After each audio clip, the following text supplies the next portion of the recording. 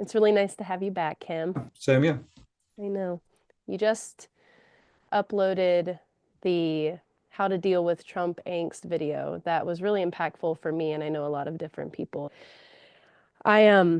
Yeah, I was really excited to talk to you about that and the state of the world. We have another upcoming webinar. Yeah, I just wanted to say thank you for doing what you do and the sound logic that you provide that's very balanced, that kind of puts my nervous system at ease. Not that I would say it was out of ease Hmm. necessarily, because I kind of ride the waves with this whole everything that's going on as much as I can. Yeah. Well, in a sense, I was debating whether I should even do that video because I'm not really a political person. I don't want to get into the political field. And I know how, of course, Trump supporters are going to be very negative towards it if they see it. Mm. But I realized that, there are many people who are disturbed by it. And if I can provide a perspective that will help people, then I should do it. And actually, after I had recorded the video and put it on, I felt this great sense of peace, like I'd done what I Mm. needed to do because it was kind of my, whatever you want to call it, it was my opportunity to give this perspective. And after Mhm. I did it, I felt like, I've done what I Mhm. could do. That piece was received. I could feel that. And I think Hmm. it's really interesting that you said you were hesitant beforehand. And I find it in myself, the videos that I find more hesitation talking about, there is a greater sense of peace usually afterwards. And That's probably true. Yeah. speaking on that video, I'll just start with saying I've been walking the spiritual path for about 10 years now or more. Ever since then, it was a very radical shift out of the political world and out of more mainstream issues that are really important, actually, because I was swinging, I guess, more into a different extreme in my psychology. And so I was more radical and just trying to stay away from those issues, even though they affect my life every day. And so as I've immersed myself into the teachings, I've become more involved in my political culture here in my local environment and also Hmm. in the world. And I really appreciate that because in the Mother Mary 500 vigil that we do every month, I was getting an education the whole time I was doing those vigils with the Hmm. group. And it was really Right. enlightening for me to see just how far removed I've been, but how more involved I'm becoming. And being a young person, I think that's really important Hmm. that I can come back into this sphere in a more neutral way. And it's actually reinvigorated my love for democracy and my love for America. Hmm. And and I feel like a greater sense of peace actually being more informed and more, yeah, like I said, involved. Yeah. Well, I think that's an important consideration because what you see now, not just in America, but certainly more in America and most other countries, I think, is this polarization, people on one side, people on the other side. And what's often left out when things become that polarized is the middle, the balanced perspective. And I think that's what we as spiritual people have the potential to provide a more balanced perspective than these two extremes. And personally, I didn't grow up in the US, so I wasn't brought up to see myself as a Democrat or Republican. But even in Denmark, I never really took a strong political stand because I always felt there wasn't really any political party that I could identify with. Yeah. I think many spiritual people feel that way because we have this more balanced.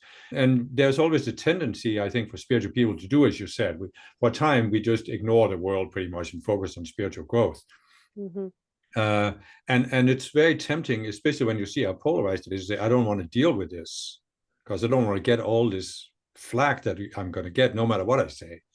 But the problem is, if the balanced people leave politics, who is left to run things? The unbalanced people. So is it any wonder we get Here. unbalanced results? Yeah, and this is how we get here. And I think I love what you said because I think whenever I was feeling into it last night and in the last couple of days, I think what it was why I removed myself so far from the problems and concerns of the political sphere is because I think I felt the word that's coming is heartbroken. Like I Mm-hmm. felt this sense of like I don't know what to do, Mm-hmm. and I feel betrayed by people in power that are using the bottom 90% of the American population, Mm-hmm. and I just felt helpless and I felt hurt and was, again, with my psychology, I just didn't know how to process my emotions around it. And because it's actually something I'm really passionate about, these world problems. And I remember in my early 20s, like doing a peaceful protest around genetically modified foods and the pipeline Standing Mm-hmm. Rock in the United States. Like these are very important issues to me, like clean water, clean air, everything that is talked about in politics is really important to me. But I felt like there was this block around like what does it matter? And then now becoming so much more balanced in my psychology because of the work that I've been doing, I can see that there is a way.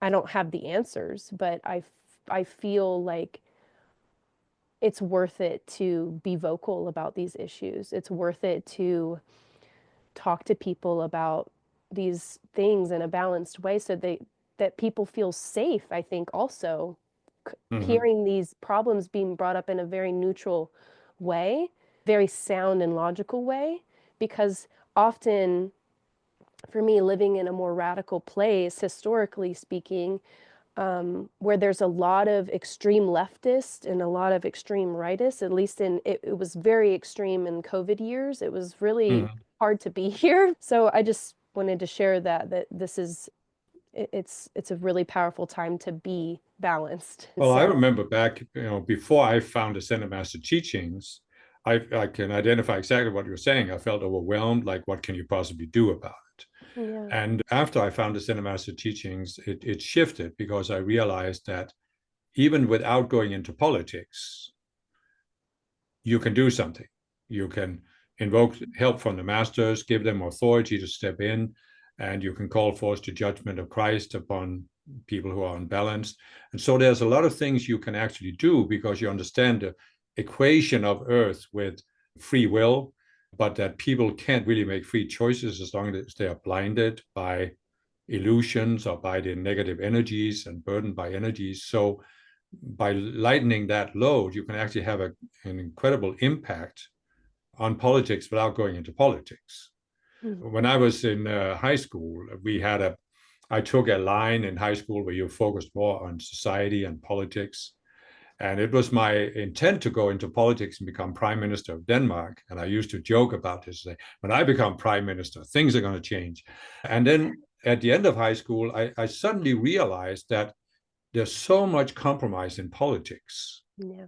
that it's almost like in order to get elected, you have to compromise your principles. And I wasn't willing to do that. And I just dropped the whole thing. And that's shortly after that, I found the spiritual path. So for many years, Mm. I focused on that. But then when I found the Synod Master teachings, I realized that you can actually influence politics without going into politics. That's really actually perfect because I had a question in there that I was going to ask. This is actually an option and a way through is to use these teachings from the ascended masters to invoke the spiritual light that we need to bring the judgment of Christ on these beings that are in power, that as more light increases on the planet, the darkness can't stay. And Mm-hmm. so what else could we do? Well, I mean, we're all individuals, so we all have an individual life plan. So for some people, it may be that you want to step back from politics. There are two things we can do with the Ascended Masters. We can invoke the spiritual light, which transforms the fear-based energy that's hanging over the planet. And, many spiritual teachings, like, for example, the ancient Vedas, they talk about illusion, Maya. The Buddha talked about this too, Maya. And this illusion is really like a cloud of energy, fear-based energy. And when people are pulled into the state of fear, they react Mm, emotionally. And therefore, they can't see clearly what's going on. Right? You can see that the people who are polarized, it's just a raw emotional reaction, but there's no yes. real thought, you can't even reason with them, because they're so emotional. So when you invoke light from the ascended master to transform that energy, people are freed from that burden, and then they can begin to think more clearly. And people are not stupid, and people are not malevolent, most people. So once they see clearly what can be done, it can change the equation.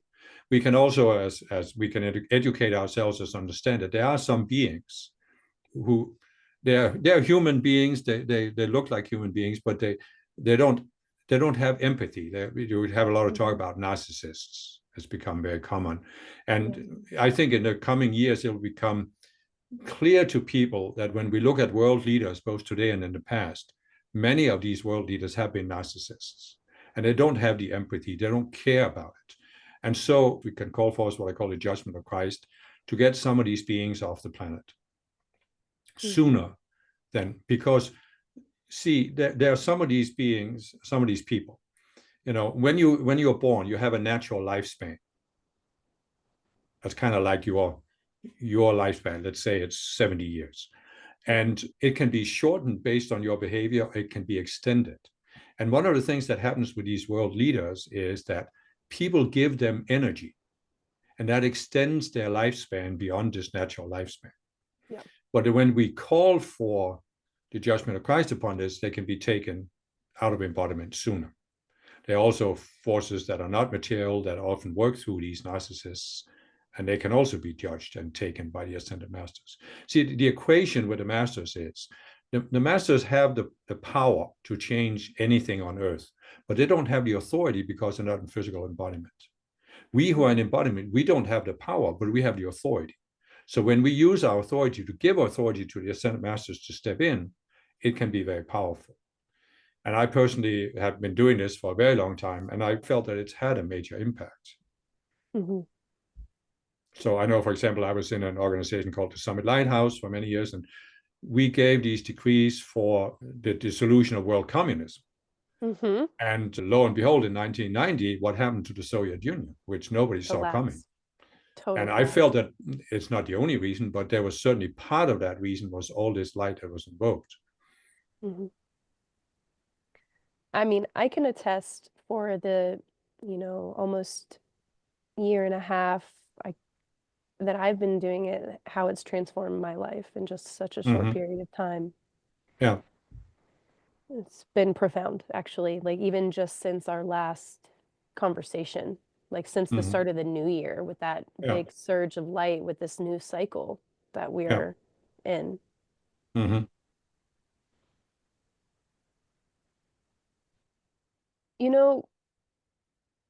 I've used the term narcissism, and I realize it means different things to different people.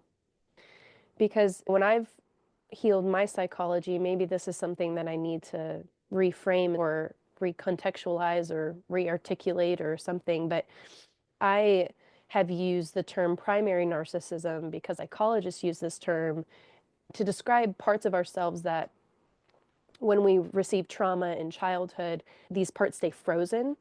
And so we carry these like primary narcissistic selves, primary meaning childhood, into adulthood until we can heal those separate selves, so to speak, and then grow them up out of their primary narcissism. But this is different. These world leaders, it's a different thing. So I wonder as psychology evolves if we will have different labels for these things, because narcissism in this context is with ill intent. There's no empathy. They're not like you and me. They're not like regular people. They're a very small 1 to 5% margin of the planet from what I've gathered from the metadata that's available. So we're not talking about people with developmental trauma that are just, or past life trauma or whatever it is that haven't healed their psychology. That we're not talking about those people. We're talking about people who fundamentally are just absolutely different. Yeah, but it's true, as you said. I mean, any concept or word will always be used differently by different people. But I'm just, for now, I'm just happy to see that there are more and more psychologists that are beginning to talk about this narcissistic personality disorder in connection with world leaders. And then gradually, I think it will evolve, and they will come to see that there is actually, we need to make a distinction between normal people, like you said, who are wounded psychology, Yes. And then these people who are, they're also wounded, but they are wounded at a much deeper level. And they are not trying to get out of it. They're not trying to change it, because I actually have a video called the infallibility syndrome. And I think that it's necessary to see that there are some of these people that really believe they are infallible. They are absolutely right. And they are so convinced that they are right that for many people who don't have the self-esteem, they get pulled in by this. That's why they go into blindly following these people, because they also think they're absolutely right. And then once you go into this infallibility syndrome, it's very hard to get out of it, because if you think you are infallible, the worst thing that could happen to you was that you were proven not to be infallible. And you think that if you admitted you were wrong or that you need a change, that shatters your infallibility. And that's what happened both to the leaders, but also to the followers. And that's why there's some people you just can't have a conversation with them. Yeah. Yeah, there's no room in their psychology. Yeah, when I would reflect on my own, what I would call primary narcissism from trauma, I always knew, even whenever I was enacting out like I was right, I knew I wasn't. It was more of like a front. It was more of like my inner toddler was just doubling down and wanting to feel power. You know, I talked about this in a recent video that I put out, but when I look back at my psychology and how much I've grown and healed, and the parts of me that were just enacting this, again, this primary narcissism of this power, trying to feel in control when I didn't feel in control. And I would use these tactics that were really outdated and overdone. But then I would focus on those qualities and then somehow try to compare it to these, without trying to sound, you know, extreme or biased, but like these monsters in power, these beings that are, and I honestly would think, when I logically look at it now, I can't believe I could compare myself to that level. But I see, because I can see the characteristics that are similar. But you have to be very careful here, because you said in the very beginning, when I looked at my narcissism, but see, the monsters you call them, they are never looking at themselves. Never. See? So you're showing that you are a person who is willing to look at yourself. So you're not in the infallibility syndrome, because then you think you don't have to look at yourself. So what you were doing was not, it wasn't really what you would call narcissism. It was simply wounded psychology. Right. And there's a, in a sense, you could say, yes, the monsters also have a very wounded psychology. It's just they have gone so far into it that they're not trying to change it. They're not trying to heal it. They don't think they need to, because, as I said, they think they're infallible the way they are. They're always pointing the finger out there. The problem is out there. That's what I say in my video about Trump, that's his basic psychology. The problem is always out there. And if you're looking at yourself, you're not in that state where you're pointing the finger outside yourself. So there's an important distinction to be made there, that these people are not at all willing to look at themselves. And that's why I say in my Trump video that Trump being voted into office put America in the school of hard knocks, when now the only thing that can change them is some kind of very severe physical consequences that they can't ignore. So what do you think that is? Like, he's created a false self that he's just funneling all of his energy into. Like, he's not even in his presence. No. Not at all. Like, he's just like, no, screw that. I've created this self and I'm funneling all of my intention and focus into that, which is inherently looking through an eyes of complete illusion, complete like scales over the eyes. Yeah. Because a self can never have a sound vision of reality or perception of reality ever. Right. No. It's inherently, it is an illusion, because it's created out of what I call the duality consciousness, where there's all the two opposite polarities. Right. And Trump gets a lot of energy from his followers also. that's why he has to have these events. Like I noticed, even after he was sworn in as president, he had what was basically a campaign event, some kind of meeting where there was a big crowd and they were clapping and all this. But you're elected president now. Why do you need to do an event like this? Because he needs the energy. Yeah. Are you familiar with Richard Grannon's work on narcissistic psychopathy? No. I highly recommend. I posted it into the Facebook group. I can send it to you. It's Yeah, worth go the ahead. watch. It's fascinating, and it Yeah. talks about how he wrote a book called The Cult of One. But in this case, it's a cult of however many million of people are trying to support him. And it is, when you talk about the infallibility syndrome, they're not there to have logic and reason. It's like anything he says or does is God at this point. And we don't listen to facts, we don't listen to reason, we don't listen to anything else. We make excuses for his behavior or anything that he's saying, and it's what are they gaining from that? Oh, they're gaining. Well, first of all, they gain the sense that they are right, Uh-huh. and they are superior to other people. But they also gain the almost watertight excuse for not looking at themselves. I mean, what I've said in many of my videos is that the duality consciousness, it becomes a self-validating closed system, because what these people have decided is Trump cannot be wrong and I cannot be wrong about Trump.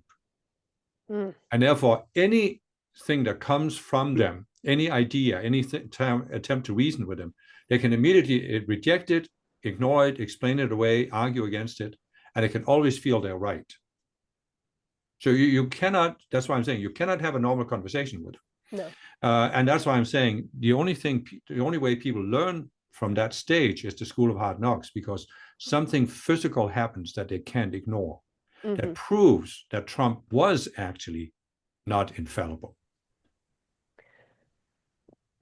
We're heading towards a mass psychological breakdown as he starts to unravel his psychology.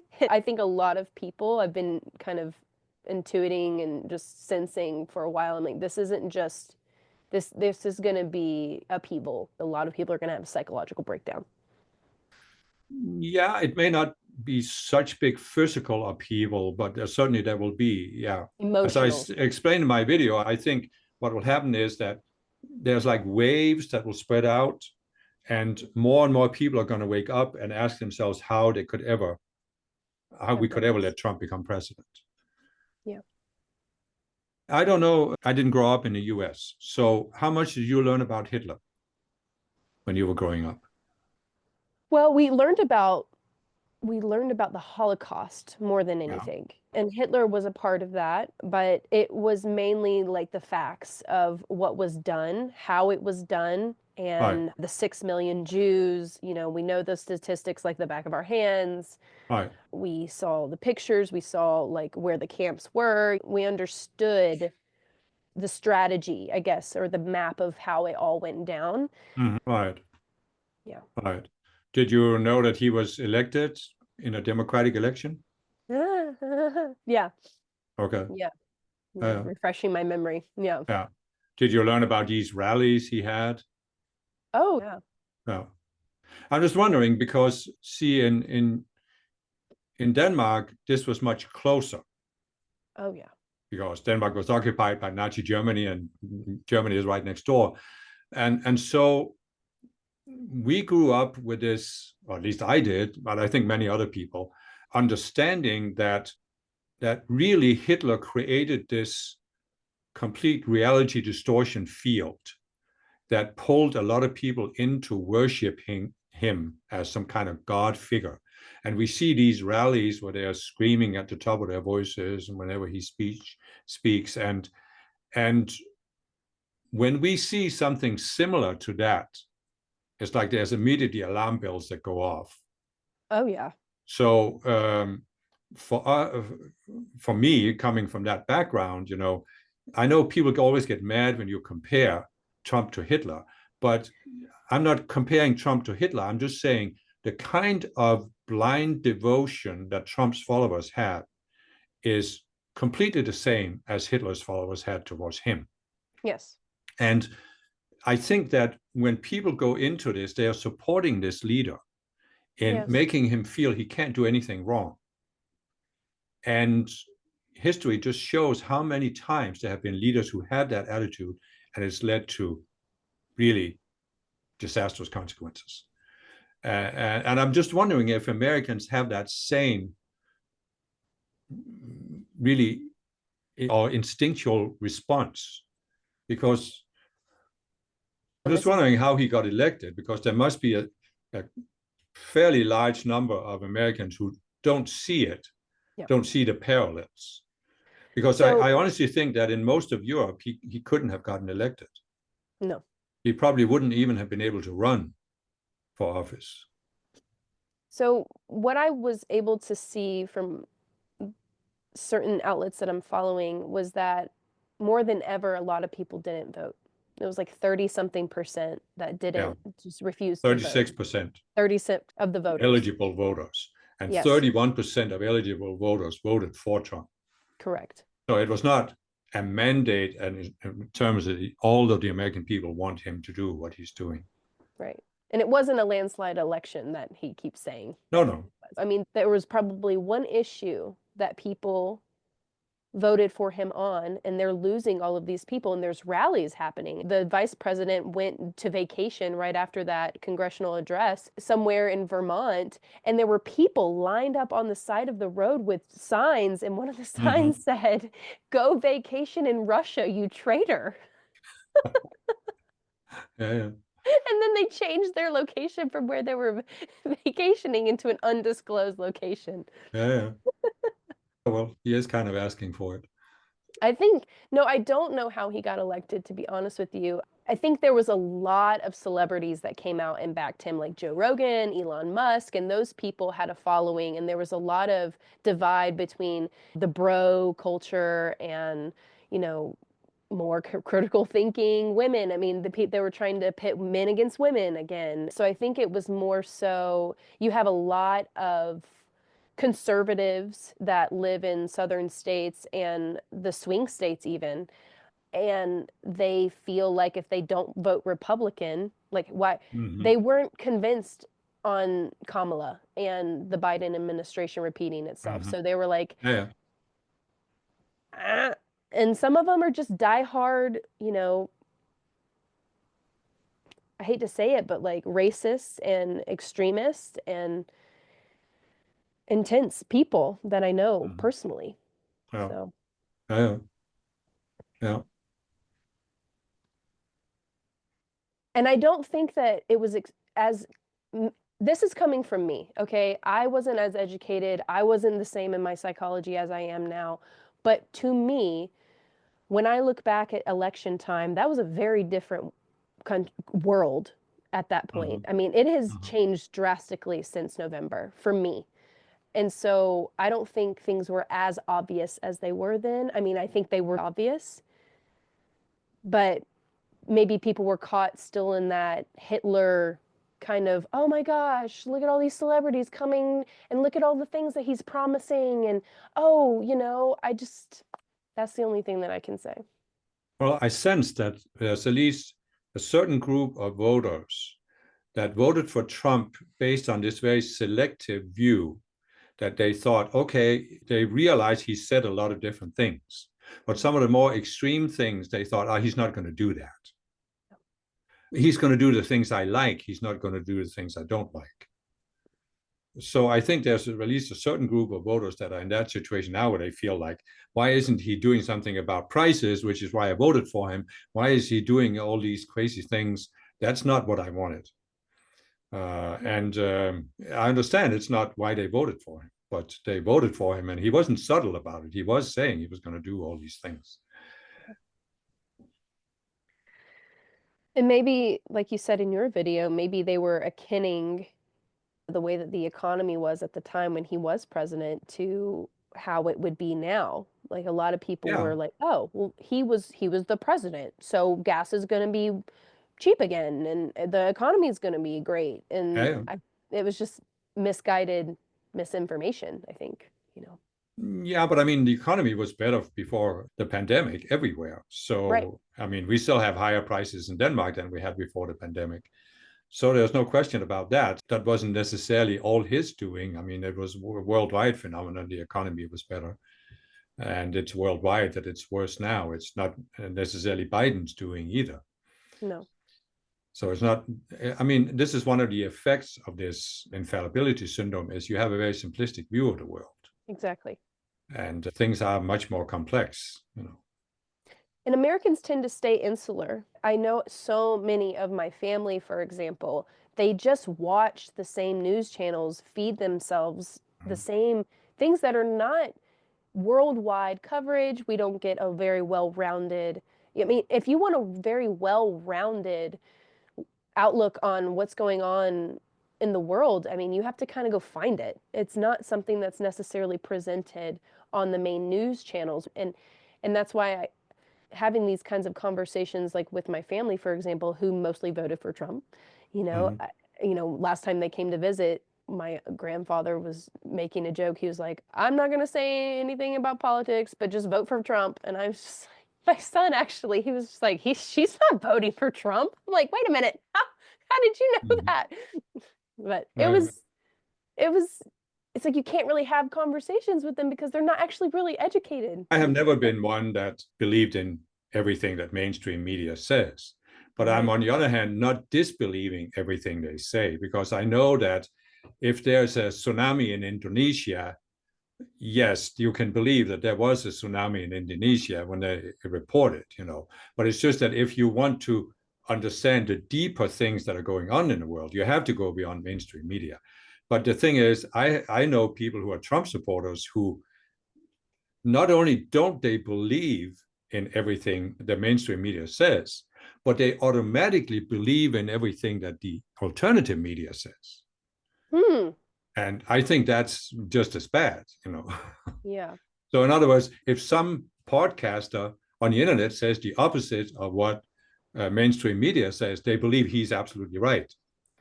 But he could be just as Yeah. unbalanced and biased as mainstream media. So, Gosh.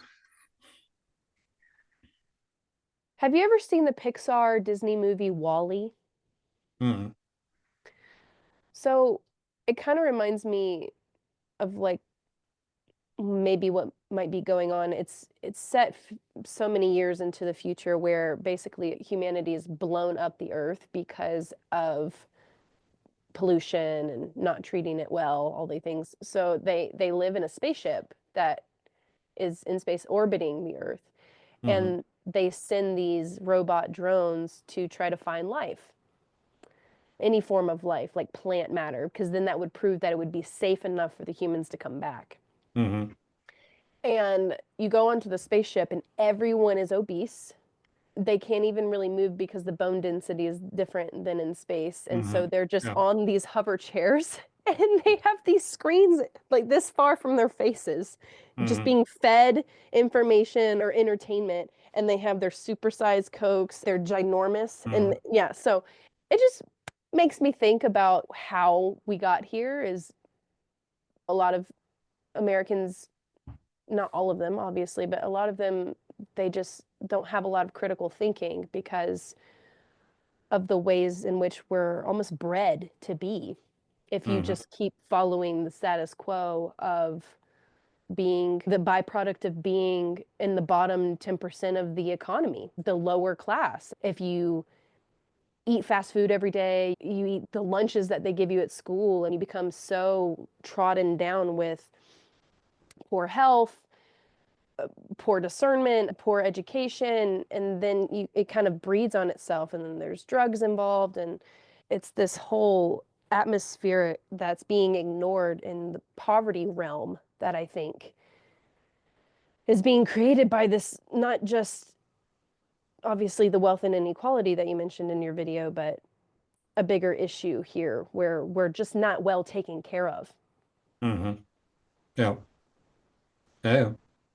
But that's you know, as you know, I lived in the U.S. for 22 years, and one of the big differences that I see between many European countries and the US is that there isn't the social awareness, Yes. kind of solidarity between people. And I think the most obvious example of that is that the US is the only rich country that doesn't have universal health care. And that's because Americans don't want to pay for other people getting sick. But in Denmark, the thing is, we can't live with ourselves if there's people who can't afford to go to the doctor and die, or they go bankrupt because they get ill. So we say we are willing to all pay so that nobody has to lie in the street and die because they can't afford to go to the hospital. And I'm not trying to blame anybody for it. I'm just saying I observed that difference. And then the other big difference is that many Americans really distrust the government, especially the federal government, in a way that I don't see in Denmark or many European countries. Like, who is the government? The government is people. Well, it should be, but I understand why it is in Denmark, in the US, because the first place I lived in was in Montana. And there's a very large physical distance from Montana to Washington, D.C. But the people in Montana feel that Washington, D.C. is almost like on another planet, and they don't really care much about them. So I understand that. And in a smaller country like Denmark, everything is much closer. We are closer to the government, and the government is not as removed from the people. Yeah. So that's why, part of it, but I think it's also something in the American psyche that people distrust the government. And that's why Trump was able to ride that wave, because you can see, as I say in my video, I mean, you have a federal government because you want certain services. And when you just fire tens of thousands of employees, it's obvious there's going to be services that can't be provided, right? But many Trump supporters don't think that way. They're not able to project that obviously this is going to have consequences. Yeah. And in Denmark, the attitude is that we are willing to pay taxes for healthcare, for social service, for social safety net. So in Denmark, for example, abortion is legal, but there aren't that many women that get abortions anymore. And part of it is that if you are a single mother, you can actually survive. You can take care of yourself and your child through the welfare system. Right now, there's so high employment also that you don't have a problem getting a job, but then you have free childcare. And you have tuition-free universities, because it's seen as an asset to society that's managed, that all those who are able get an education. Because we can see that if you don't have that, it's mainly the rich people's children that get a university degree. But they're not necessarily the smartest people, just because they're born in a rich family. So you have an enormous unused potential of all of these children who grew up in a poor family, never had a chance to go to school, but who could have become real assets to society. And we are just simply saying we can't. But even just from a humanitarian, it just isn't right that everybody shouldn't be able to get an education if they want to. Do you think that has this always been a part of the mindset and culture, or when did you notice this become a part of like your values? Like, when did this start to emerge in the culture, or has it always been there? Yeah, I don't know if it's always been a part of it, but certainly I think that before we had democracy, which was 1850, there was a bigger solidarity among the poor people because they were so downtrodden by the noble class. So I think there was already, before democracy emerged in Denmark, it actually emerged based on this solidarity between people. But in America, democracy was there from the beginning. And it wasn't based on solidarity, because back, you even see many of the people who came from Europe were people who were more individualistic. They wanted an individual opportunity.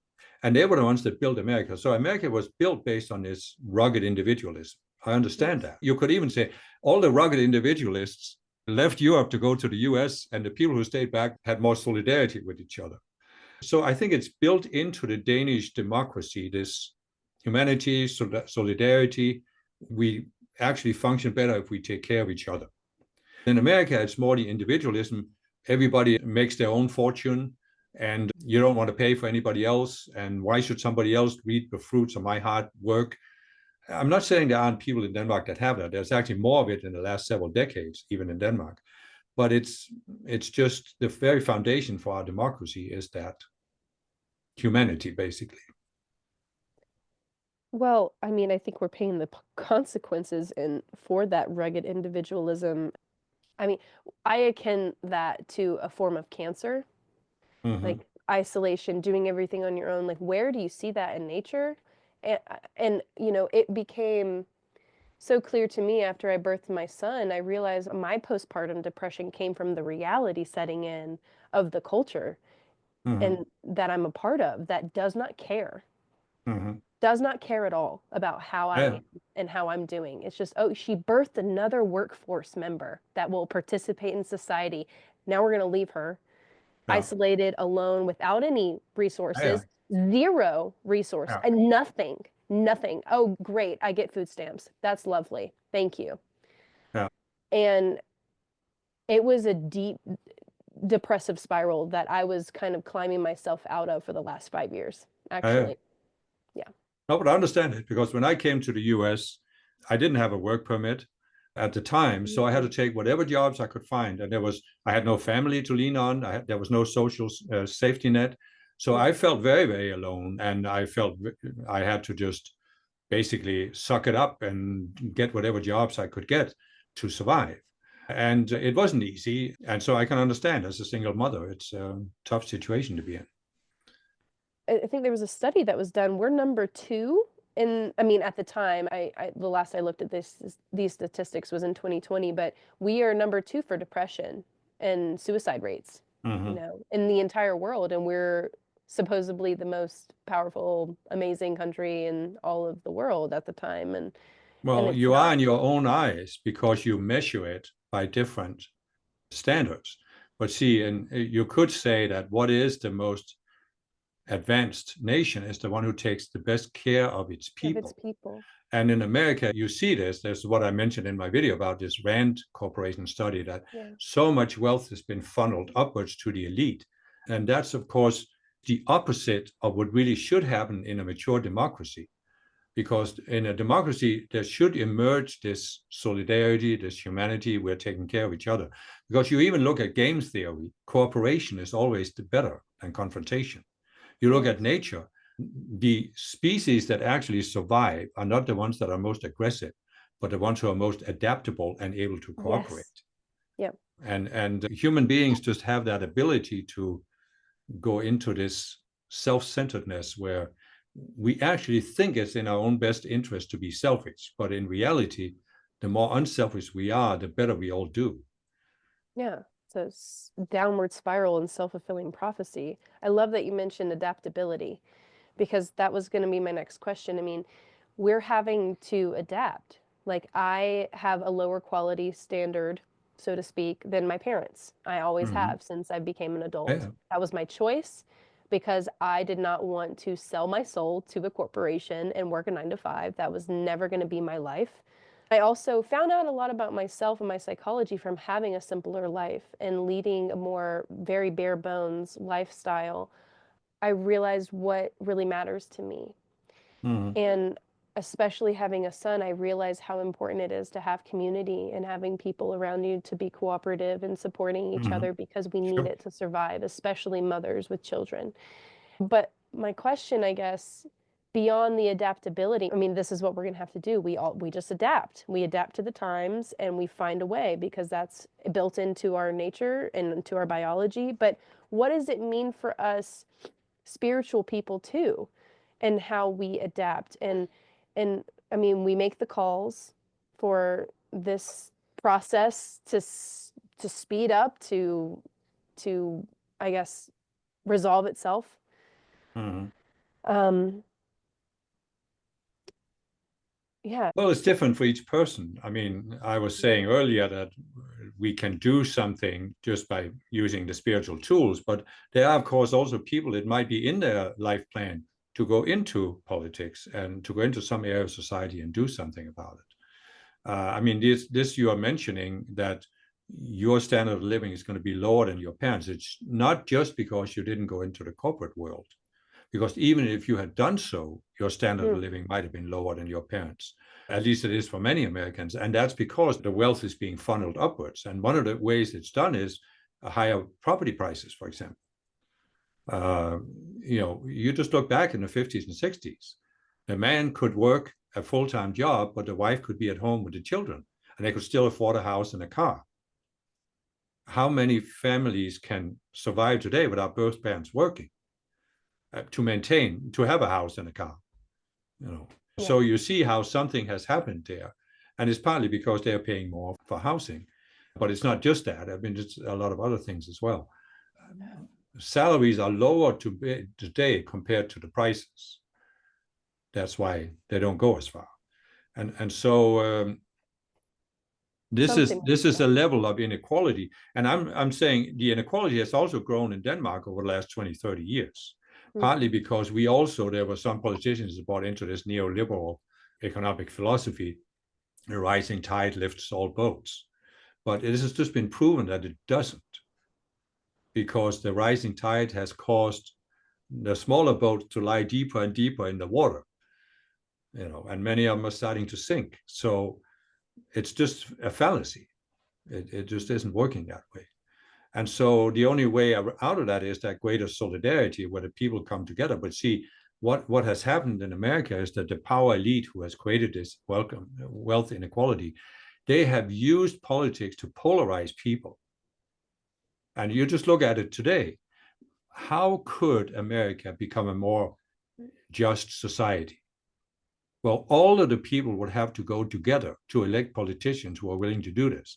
But today, all of the people can't get together because they're divided between Republicans and Democrats. Yeah.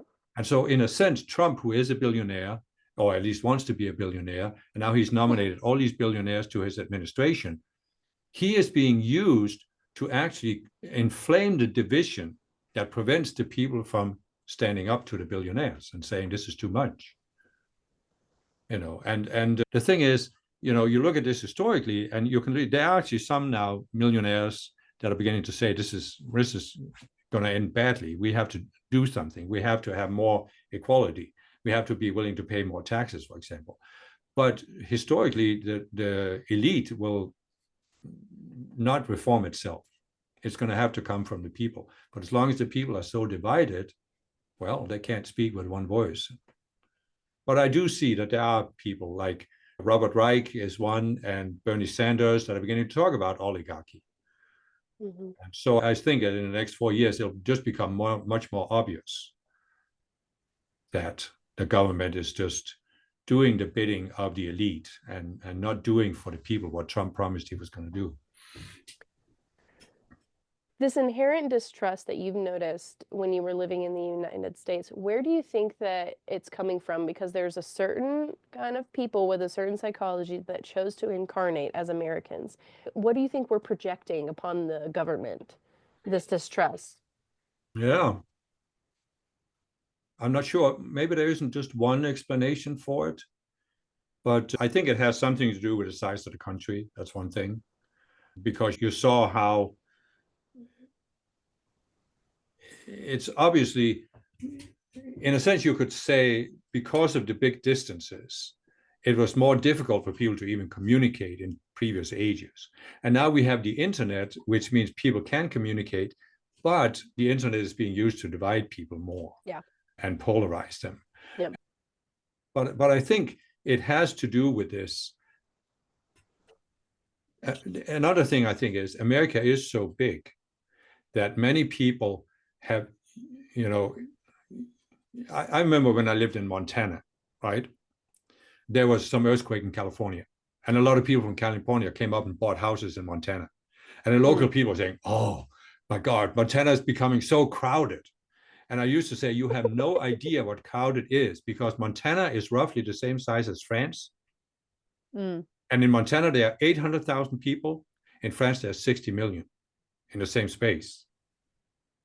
So you see that in America, in many of the less populated states, people can get away from other people and live their own life, and they're feeling, I should be able to live on my land and my farm, and the government shouldn't interfere with what I'm doing. Nobody should interfere with what I'm doing. So in America, there's so much space that people can get away from each other and have privacy, and they want the government to stay out of their lives. But in Europe, you can't get away from each other. So you'd have to find a way to exist together. And what is it that helps people get along peacefully? It's actually the government. So the government is a tool for helping us cooperate better.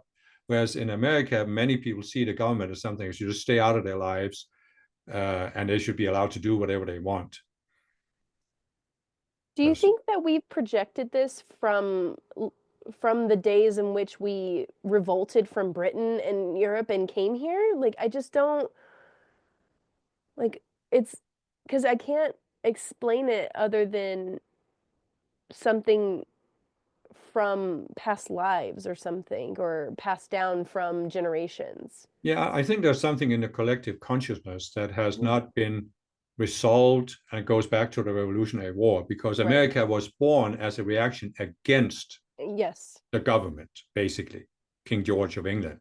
So, I think Americans, you can even see, I remember many years ago reading about the early American democracy, and there was the Federalists and the Anti-Federalists. And the Federalists wanted a stronger federal government, and the Anti-Federalists wanted the states to have more power. And there was tension between the two from the very beginning. And so I think there's still some remnants of that, where there are many people that don't want the federal government to interfere with their lives, which is so ironic that many of these people voted for Trump, because what is Trump seeking to do? He's seeking to take total control over the federal government, so they do whatever he wants them to do, meaning you're actually going to have more centralized power under Trump than you had without him. Yeah. So do you think that maybe also a part of the blame or the disdain towards the federal government is actually misblaming, like making them accountable for the wealth and inequality and the problems that we're having, like blaming the government for that issue when it's really the power elite? Yeah, some of it is. I mean, I understand that Trump has ridden this wave, and this is again ironic because he's talked about the deep state and the system, right? But what is the deep state? He's making it seem like it's all these federal employees. But in reality, the deep state is Congress and the Senate, where people on both sides, both Republicans and Democrats, are so dependent on big money to get elected, to get reelected. There's such an influence with campaign donations and lobbying groups. I mean, in Europe, you look at America and we say, how can they call this a democracy when money plays such a big role? Because we have done everything we can in many European nations to exclude the influence of money from politics. And I think this is a big part of it. So in other words, people are sensing there's something wrong with the system. And I agree there is. But the problem is not the system, the government. It's actually that the billionaires have too much influence on the government. Yeah. The power elite, there's always been a power elite. And as I've said several times, the power elite didn't want democracy in the world. And they have been doing everything they can to undermine it ever since. They have never accepted this one person, one vote, that everybody's vote should count the same. In Denmark, we have this joke that everybody's equal, but some people are more equal than others. And, this is the power elite. They feel they are inherently entitled to more power, more privileges than other people. And this is part of what we talked about with the narcissists, because that's what the infallibility syndrome, they believe they're superior. I mean, you can see in medieval Europe, right? People thought that the king was anointed by God and he was infallible. He would always make the right decision. And that's what Trump supporters believe about him. This is the problem. No, these people don't respect democracy. And Trump obviously doesn't. I remember after he was inaugurated in his first term, I watched an interview with him. And he said that he thought the government should be run more like a business. Well, in a business, the CEO has virtually godlike powers. And so it's clear from the beginning, that's what he wants. That's the kind of country he wants. And it's so ironic that people think that he can free them from the power elite when he is in reality is, as I said, part of the problem. And I think that's what's going to be dawning on more and more people in the next 4 years, that it's not going to go the way he promised. Well, we cannot afford to have it go the way that he's making it go. I mean, there's so much unrest already. I mean, this is just the beginning. No, but it also shows you reason for optimism, because so many people have already started seeing, and even some of those who voted for him have started seeing it was not what they thought it was going to be. And so I think that's my whole point for my video was that I think that's going to increase, and therefore things are going to change. And that's why I think we can be optimistic when we look at it from a bigger perspective. You can always go into and looking at certain details and say, oh, this is going to be a disaster, and you can get negative. But I think it's very, very important to stay positive.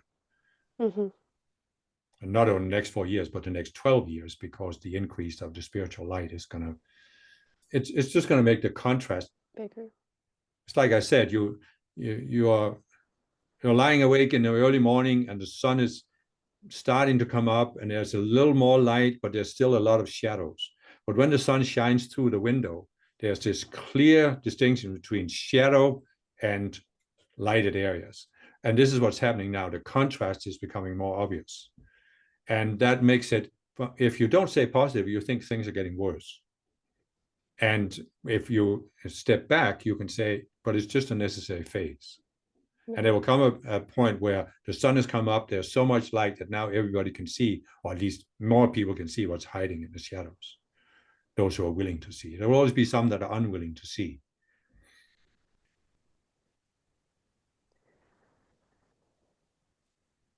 Oh, there's never been a better time to work on our psychology. No, definitely not. No. But again, you could say there's never been a better time than now to work on your psychology. Exactly. Wow. Mm. I like that you kept a few times referencing, well, the solution is individual, because this is the age of Aquarius. There is no cookie cutter way of responding. I don't know if there ever was, but this is a very individual path, and that's why resolving psychology and becoming more neutral and resolving separate selves is so important, because everyone's path is so unique and everyone's antidote is so unique to where they're at in their lives and what they need individually. And Right. so that kind of goes into the divine plan and what they wrote in for their lives with the ascended masters before they came here in this embodiment. Well, what I would say is that for spiritual people, it is important to consider that everything is individual, because what you do on the spiritual path is you are raising yourself above the mass consciousness. You're not just following along with the stream. And that's why it's important to be aware that we each have an individual life plan. And therefore, you can't say spiritual people should do this. And you have to really tune in intuitively to what is it for you. Like with politics, should you even engage in it, or should you focus on other things? It could be spiritual pursuits, but it could also be some area of society, like, for example, education, where you could make a contribution, or it can be anything else, business, whatever, many, many things. There's room for improvement everywhere. I know recently we've been meeting, a lot of the students in the States have been meeting, and in Europe too, depending on the time that we meet. We meet and we do invocations selected on a specific topic. And we had one yesterday and we started actually recording them. Me and another student feel like it would be a really good idea to record and show what's possible with these meetings and what it's like to get other people involved if they want, and to start a YouTube channel. So I'm supporting that. And Right. the last one we did was about invoking Christ discernment. Mm-hmm. And again, Yep. this is a very unique thing, because the Christ in all of us, the way it expresses itself is so unique and individual. And that's really the only way that we can know what it is in our next move or whatever we're here to do is if having that discernment and becoming neutral and using our intuition. Mm-hmm. Yeah. And I, for me in my own life, I was in a certain lifestyle that really wasn't serving me at my highest. Recently, my son's father left and moved to Hawaii, and I realized I was like, thank thank you for doing that, because Mm-hmm. now I have an excuse, an external excuse, but really it woke me up. I was like, oh, right, I have been wanting to leave. I've been wanting to do something else. And I felt like for a while it was like such a pull or push to go and travel and do and be somewhere else. Mm-hmm. And so now that I'm getting the opportunity to actually completely change my life, I mean, this is the month that I dedicated to moving out there. It's amazing to see what my psychology was a month ago or 2 months ago or 3 months ago around this issue. It was so stuck. Mm-hmm. I was just back and forth, back and forth. Mm-hmm. And now I feel like it's broken open in such a bigger way than the questions I was asking myself then versus what I'm asking myself now. I'm like, oh, this is it's not Yeah. as big of a deal. It really felt like life or death for some reason. There was some separate self that was akinning my identity or my safety, my security in staying the same here, even though it was Mm-hmm. making me miserable, as we talked about, the cage. Well, there are certainly on the spiritual path, there are certainly times like that where you feel this pressure. You feel you realize you're not where you really want to be, Yeah. but there's something that is still holding on. And this is what I always call a separate self, you know. So when you come to see it and see what it is, what it is you were thinking, because it's always like you think there's something you can't do and you cling to what's familiar. And once you see it, then you can break through it. And it's amazing what things can open up sometimes when you. I've always felt in myself, you know, that, like you said, back and forth, back and forth. Yeah. When I'm not clear in myself, it's like life can't move me, like life can't flow. But once I become single-minded and clear about something, it's like the outer situation just clears up much quicker. And it seems like things are almost happening by themselves, just because I have become clear in my own mind what I want to do, instead of thinking, oh, I can't really do this because, oh no, there's this problem, and what if this happens? And Mm-hmm. you know, you can argue back and forth with yourself forever. But Ever. once you have that clarity, then things will move. Yeah. I've appreciated how you've shared your stories about how you've moved and up and started a new life multiple times and how challenging that was for you at the time, like to leave your comfortable life in Denmark and come Mm-hmm. to the States, being a part of it. Because as I'm doing this move now and my community is aware of it, friends are coming up to me and they're saying, wow, you're so brave.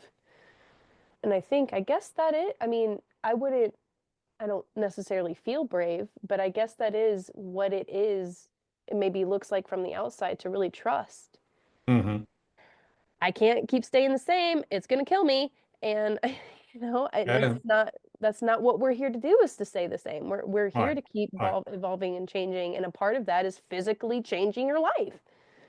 Yeah, yeah, sometimes it's very necessary to do that. I can look back and say it would have been more comfortable for me to stay in Denmark instead of coming to America.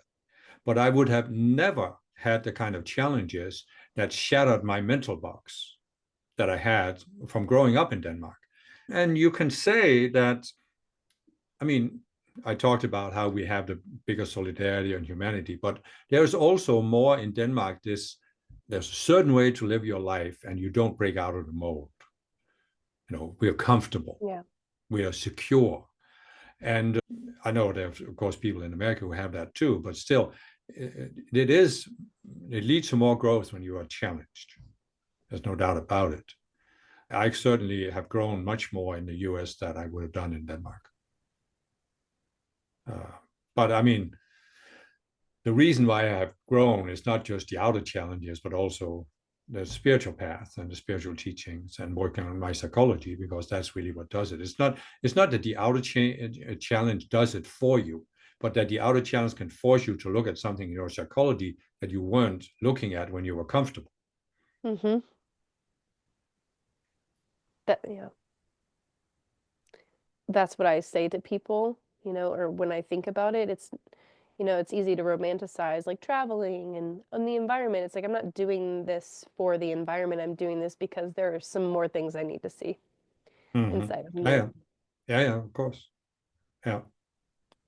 Yeah. No, that's the whole point of the spiritual path, is that you can say from a certain outer, conventional, rational perspective, sometimes as spiritual people, we do some silly things.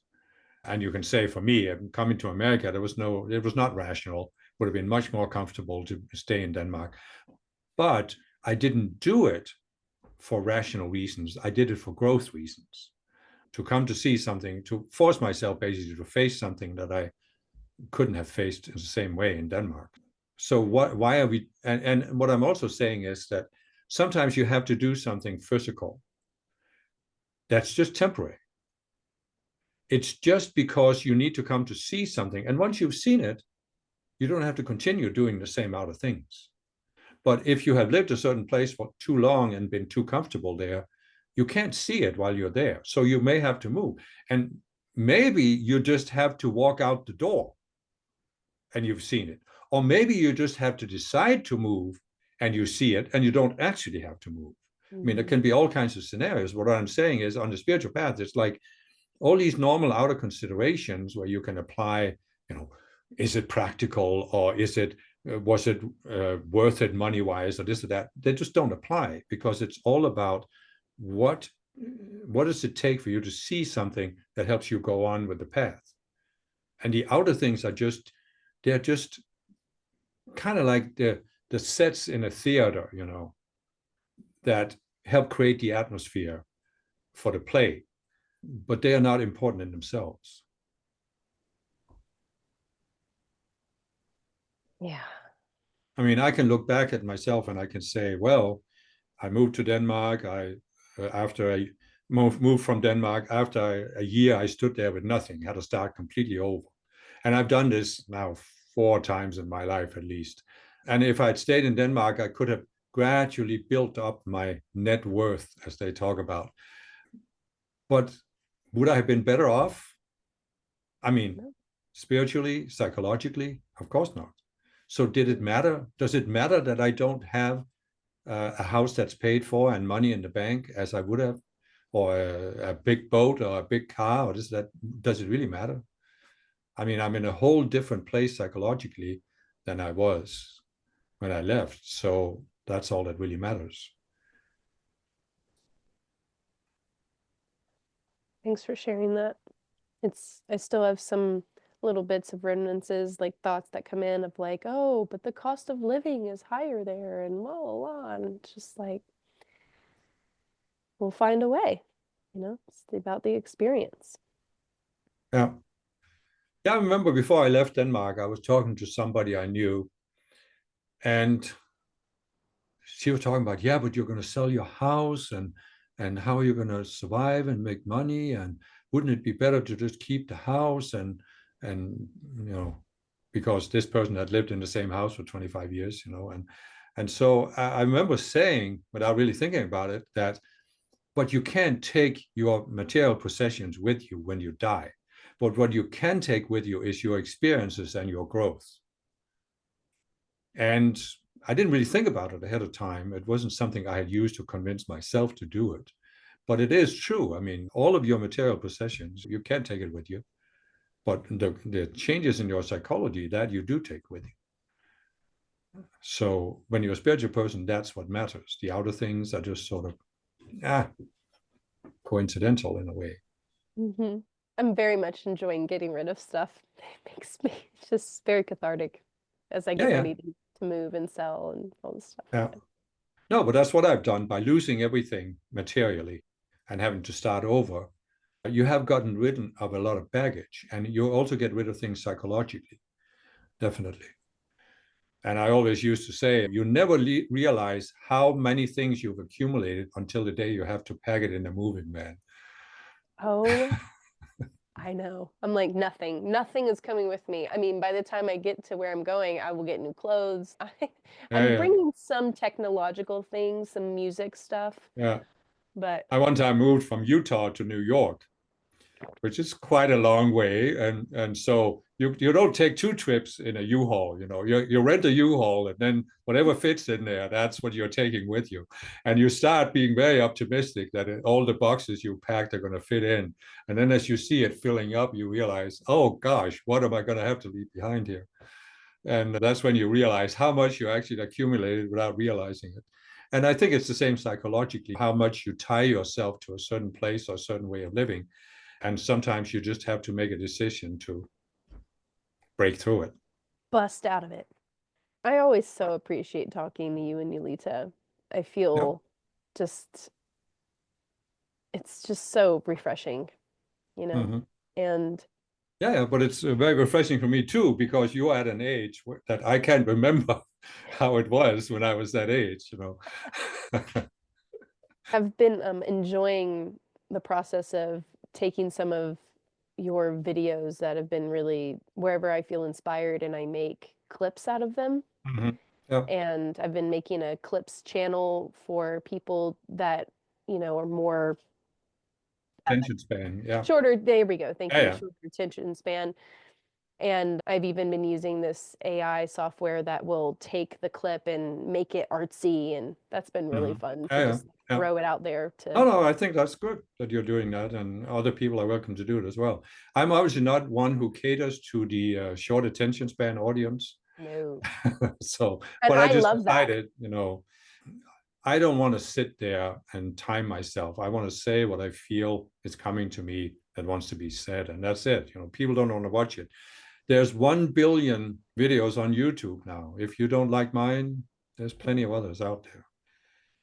When I realized the Trump video you made was an hour long, I was so happy. I love when you talk for a long time. I love the long form, especially Yeah. when it's so sound like that. I found myself probably listening to it about 4 times.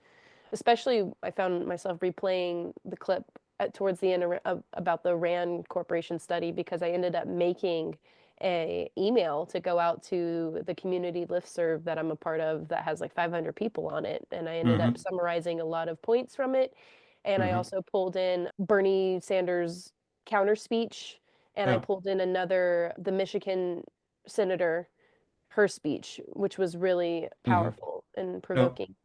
Yeah. So thank you for that. Yeah. Mhm. Yeah, the conference that's coming up in March is going to also be available online as a webinar. And it's about the divine plan. And do you have anything that you want to share more about that and what you're sensing so far? And I mean, there's going to be so much, I feel like the masters are going to say, or at least that there's going to be a lot there for all of Yeah. us. Well, I think there's two levels of the divine plan. So far, they've basically talked about how before we come into this lifetime, we make a life plan or divine plan. But now I think they're ready to talk about more before we came to Earth as avatars. We also made a plan for what we wanted to learn and achieve uh, here on Earth. And it's important for us to start tuning into that, especially for people who have been working with these tools of resolving your birth trauma. It's important to realize that it wasn't just something that happened to us here on Earth. We sort of set the stage for it by our attitude and our beliefs before we came, our reason for coming to Earth, basically, set the stage for that. And that's what we can tune into. And therefore, we can resolve whatever hangups we haven't resolved yet about being on this planet, which Hmm. is a very difficult planet. I think back to when I was a child, and I remember I was probably, I don't know, 3 or 4 or 5 years old, and I realized what war is. And I had this sense, I couldn't really formulate it at the time, but I had this, how could I possibly be on a planet where there's war? Yeah. I just had such a sense that it should not be happening. And I think that's very important to understand that why we came to Earth and also what's preventing us from getting out of here.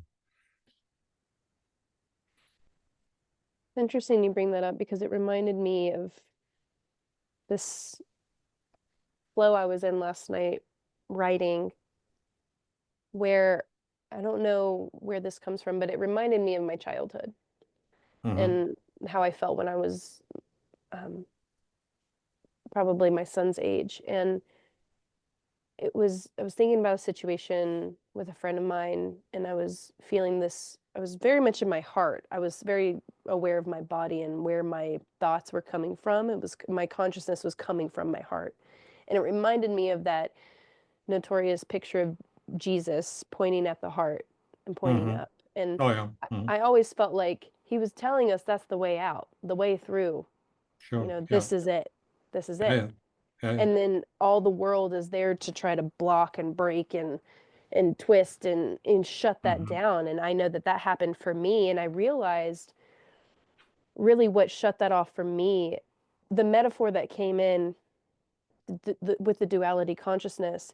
When I came in here, I couldn't understand how we could be different.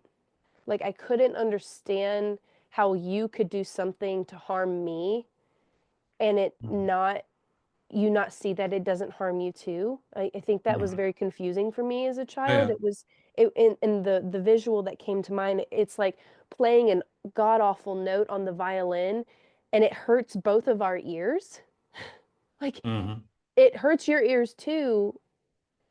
And I learned, yeah, I said I learned to close my heart to try to get control, but then staying lost in that duality consciousness land and suffering. And that's kind of been my defense mechanism moving through is just like living up here to try to stay safe because at the time from that experience that closed that decide for me to decide to leave my heart or oneness um, was a protection mechanism because I didn't want to be Yeah. hurt. Mm-hmm. Yeah. Yeah. I realized some years ago that if I really allow myself to look at what's happening on this planet, I can't psychologically survive here. Yeah. I simply can't live here. So I have to close myself off so I don't look at people suffering. But that was how I was when I was a child also. I saw these starving children in Africa, and I couldn't understand how children like me were allowed to starve. But what I've come to as a result of the spiritual path is I have worked through this all to where I've accepted what kind of a planet this is and that everything revolves around free will. And as I said, the school of hard knocks. And that I also have realized that when I came to Earth, I had the sense that suffering is wrong. People shouldn't be suffering. And now I have come to accept that if people make the kind of choices that lead to suffering and they won't change, I have to allow them to suffer. But I don't have to suffer because they are suffering. I have a right to say, I won't uh, focus my attention on their suffering and I won't try to tell them. Because what I also thought was, if people are suffering, you tell them how to get out of suffering. They'll want to get out of suffering. But I have experienced it in many lifetimes that they won't. They don't want to listen to you. And they become angry at you if you try to tell them. So therefore, I've said I can't feel responsible for their choices. I can only feel responsible for myself, my own choices, my own state of mind.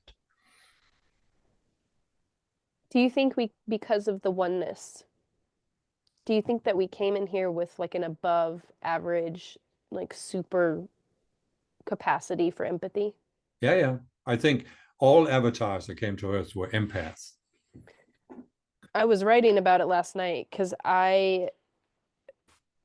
that's why, excuse me, that's why I gave that analogy of the bad note being played on the violin because I'm just like, why are you doing something that hurts both of us? Why are you doing that? You know, Mm-hmm. it was just like a confusion that comes from such a deep place. And it, what else did I say? I took other people's behavior personally Mm-hmm. and didn't know how to not look at it another way because my heart was blocked.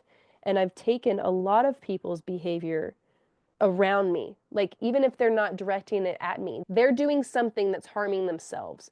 And Right. I physically, because of the empathy, can't handle that. My heart could Right. not handle that. Right. And it would hurt me, like empath on a cosmic level. So I learned to close my heart to try to get control again. But then I would stay disconnected, almost like, okay, I'm up here now. Yeah, yeah. To survive, you got to be No, up but here. that's what happens when you when you close yourself off to the outer, then you also close yourself off to your higher self. And that's what I say, as a result of walking the spiritual path and working on my psychology for so many years, I've come to a point where I actually, first of all, I reestablished my connection with my higher self, but I also come to a point where today, I don't actually have to close myself off. I can look at what's happening on the planet, but I'm not personally affected by it. And you could say, we start talking about narcissists that don't have empathy, right? You could say that I have become more narcissistic as a result of walking the spiritual path because I'm not so overwhelmed by empathy as I used to be. However, the difference is that I am not doing something to harm other people as the narcissists are, and I'm not refusing to look at the consequences of my actions. I am just saying, if people are suffering and I can't help them out of suffering, I don't need to feel burdened. I don't need to suffer because they do, because it doesn't actually help anybody that I'm suffering because you're suffering. It doesn't help you. Mm-hmm. So I can stay uh, in a neutral, loving state of mind. And the other thing I've come to is that I realized when you are an empath, you're feeling bad when other people are suffering. So you want them to not suffer. But the only way they could stop suffering is if they're willing to look at themselves. Yeah. So you will go into a state where you're not really malicious at all. You're not trying to deliberately physically force people, but psychologically, you want to force them to change so they don't suffer, so you can feel better. So what I've come to is that if you really respect other people's free will, you can't allow yourself to have anything in your mind that wants to push their choices.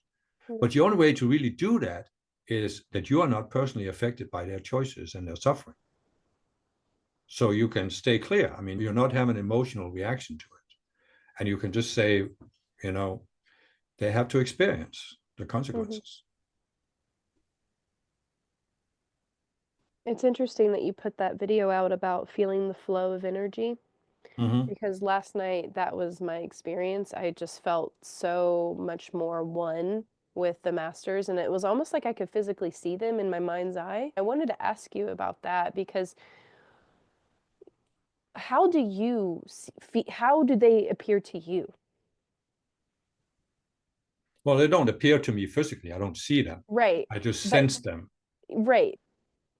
Sometimes whenever I sense something, it's like I can see it somewhere in my mind's eye. It's not like very like vivid, like Mm-hmm. physically, but it's like I can feel the presence in. Yeah. So how do they? Yeah. What's your experience like when it happens? Because when I felt it, it was like I wasn't in my mind. My consciousness wasn't coming from my mind. I was in here, and it was like using my consciousness. But it's hard to articulate into words. Mm-hmm. This experience. Yeah, but I've experienced them as a presence. And Mm-hmm.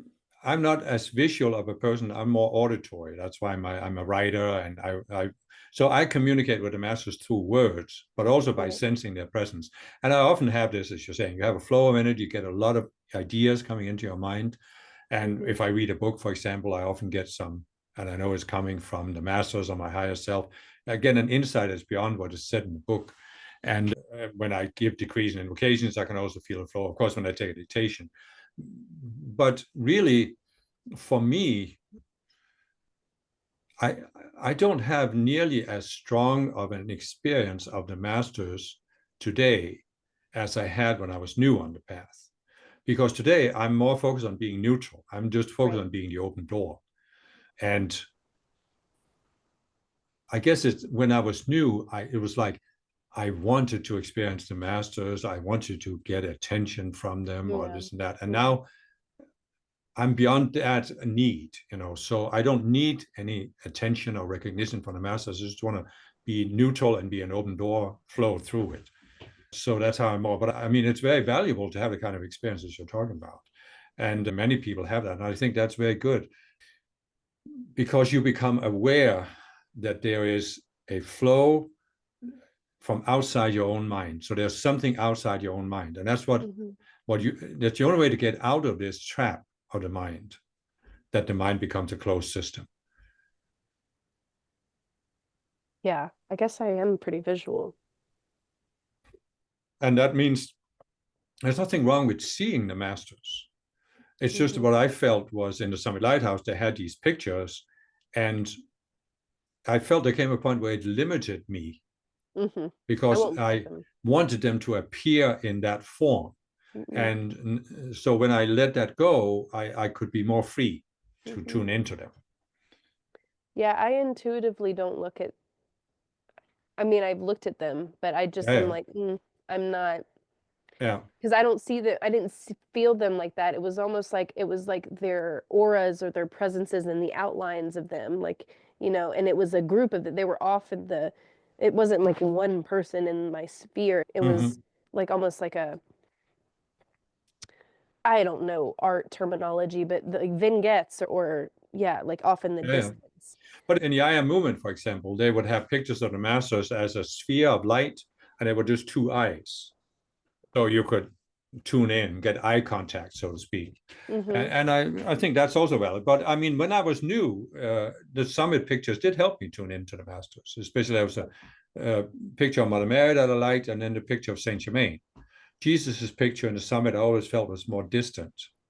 But again, that's all individual.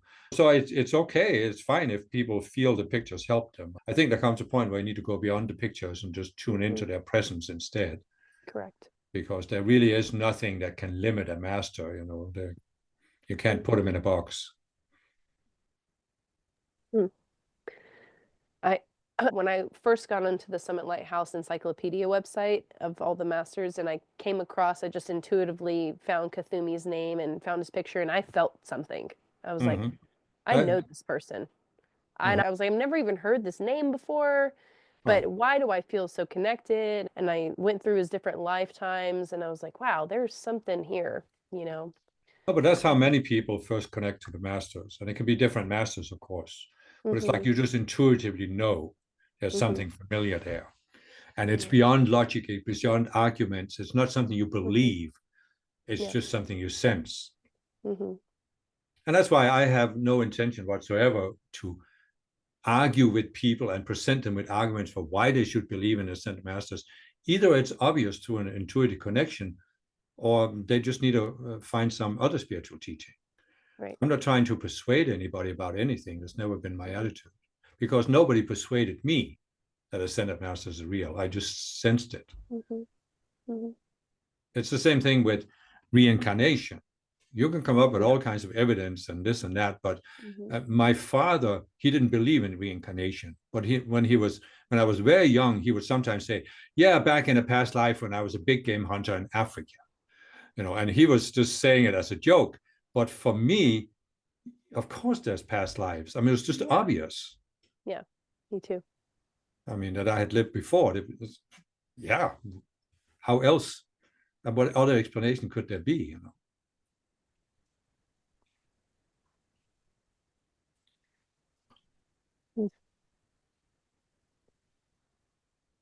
Well, I think, you know, what we're talking about is just so fascinating and so much a part of like building the the golden age, and, you know, a part of the Aquarian age of new ways of connecting and merging into oneness with I was reflecting on my appreciation for what you do and Yulita and the ease that I feel with you two, and just the ease that I feel being myself, I think more and more as I've resolved my psychology.